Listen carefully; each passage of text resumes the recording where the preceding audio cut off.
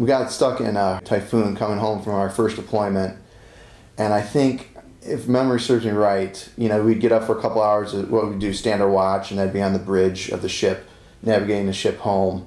And then after that, you go back in your rack. And that was probably 2 full days of just staying in your rack because the waves were so big. And it was pretty neat stuff.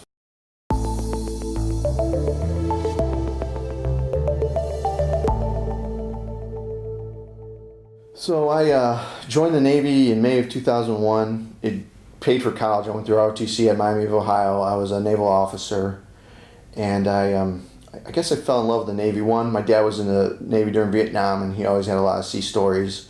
And I was a sucker for a Tom Clancy book as well. So I really enjoyed it quite a bit. And I was a surface warfare officer, and I was a navigator on warships. So we deployed throughout the Arabian Gulf several times, then with also a deployment down to the west coast of South America to stop people coming in, terrorists, drug runners, that type of stuff. But overall, our mission was support of enduring freedom and Iraqi freedom at that time of the war, and we were doing boardings looking for terrorists and then also firing munitions onto shore. Sleep deprivation was huge. Okay. So we got used to sleeping on very few hours. Even today, I don't sleep very much. I probably only get 5 to 6 hours a night, and I'm okay with that. Best advice I would say that I've gotten or 30 years is overall just take care of your people. As a family company, my dad started the company, and I take a lot of pride in that. And since we're family, we want to treat our associates like family and make sure we take good care of them, pay them fair wages. If they need something, be sure to invest in them as far as schools, whatever it may be. They might leave us, and that's perfectly fine, but we want to make sure that we treat them like we want to be treated ourselves and go above and beyond. So that way because we can't be everywhere, and that when a customer comes to them, they can then treat the customer as gold as well. The biggest changes I've seen in the industry, unique perspective. Obviously, there's a lot of family businesses in the industry, but being around for some time, from loading cigarette machines to loading milk machines with a paddle to now, when I first started as a kid, I remember them putting bill validators on some of the vending machines to credit card readers several years ago, and now the markets. I just think over the next several years, we're going to become more and more like a retailer than just a vending machine operator. So used to living my life inside that black box that it requires a new set of skills that most folks in the industry aren't equipped with, so we have to keep educating ourselves and be able to adapt to the new needs that our customers and clients are looking for. I came back and worked with my dad for a week or so just to see how I felt about it, and it got back in my blood, and I fell in love with it. And my son was born right around that time as well.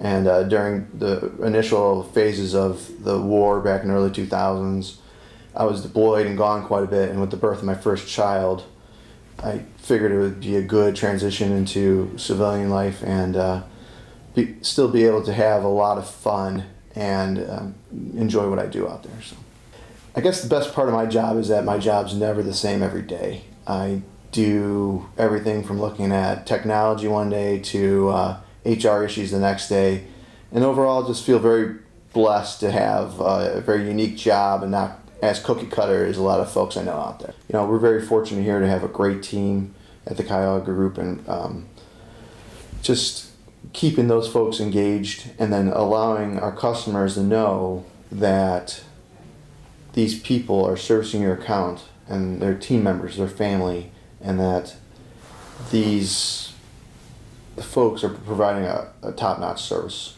Knowing what I know today, what would I do different? I'm quick to rush, and so I would be more patient and think things through a little bit better, because sometimes you get in and you create a solution at the time you think is going to be an amazing solution, and then you take 2 steps back because you're moving so fast and you're taking all the details.